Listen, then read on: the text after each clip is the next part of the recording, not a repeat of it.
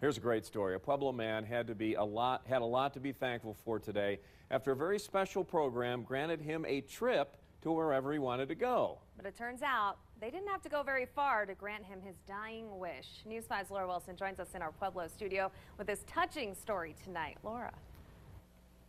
Yeah, and imagine your happy place here in Colorado. For a lot of us, it's somewhere in the mountains, out on the Arkansas River, maybe even Sports Authority Field. But for this remarkable man, there was nowhere he'd rather be than the place he spent decades working at.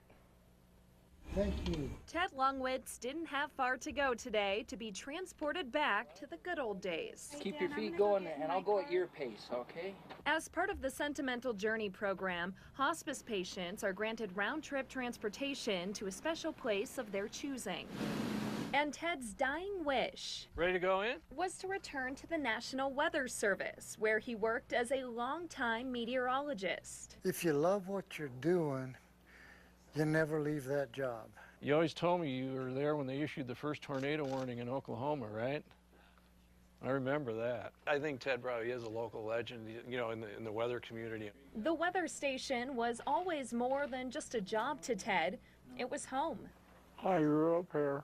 Although this home looks a lot different since he retired in the 1980s. Things have come a long way. Before it was a balloon, it was a barometer, it was writing stuff on a clipboard, you know, and that was their website, a clipboard. The thunderstorm tops were, oh my goodness. 40 years and a lot of technology later, he's still able to remember pieces of his past. I've seen 122,000. Only 122, huh? We jogged a few of his memories, I think, today, just through the times that we had together and all the stories that he told us. You had a good day. And perhaps his favorite memory will be the one made today. I will keep this in my memory